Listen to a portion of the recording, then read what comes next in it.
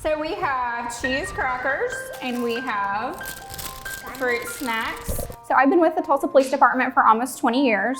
I started as a reserve police officer when I was attending the University of Tulsa. And I did that for a few years and then transitioned to a full-time officer with the police department. I worked primarily in patrol, and I felt like there was a need to do more within our community and to build positive relationships with the youth. So often when we encounter kids, we're there because we're responding to domestic violence in the home, their mom and dad are fighting, one of their parents is going to jail. It's a very scary situation for kids.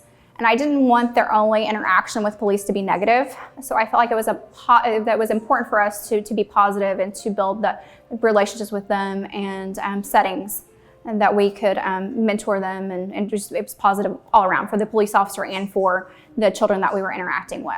So we're gonna read a book today. Are you guys ready? Everybody have their listening ears on? So in 2016, I started a reading program at Fairmont Terrace, which is now Savannah Landing. And from there, we were building the relationships within, not only with the children, but also with the adults that were living in the complex, which is really important in breaking down barriers. And then if there was issues that arose in the complex, they were comfortable coming and talking to me because they were familiar with me being there, not only responding to calls for service and crimes, but also being there in a positive manner. The following year, I expanded that reading program to the Arbors at 67th and Zunis and read there for a couple years. And then I started promoted to corporal and then promoted to sergeant. And my vision this year was to take the reading program citywide. And so the site that we're in now is Darlington Oaks. There we go. So I'm going to share my personal story because I think that's important. When I grew up in Tulsa, grew up in North Tulsa, I didn't have a lot of opportunities provided to me. Grew up in a low-income home. When I graduated from high school, I wasn't able to write a grammatically correct paragraph, really struggled, barely graduated from high school. And so when I had this vision of going to the University of Tulsa, I didn't know if I was going to be able to accomplish that because of the environment that I came from. And so I applied to TU because that was my vision, that was my dream, I wanted to do it. And I had, in high school, I graduated with a 2.0 GPA.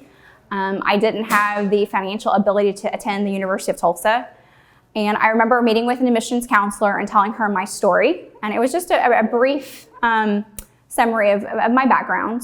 And I remember her telling me that that they were going to admit me to TU on academic probation. And I feel like they were taking a chance on me because I wasn't the traditional student that went to the University of Tulsa.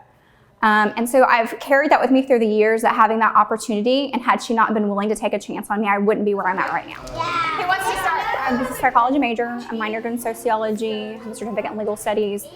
And especially the sociology aspect of it and just the interaction with people within the community. I think that just thinking back, Dr. Kinsey was one of my professors, and there was always an emphasis placed on diversity and overcoming barriers within the community.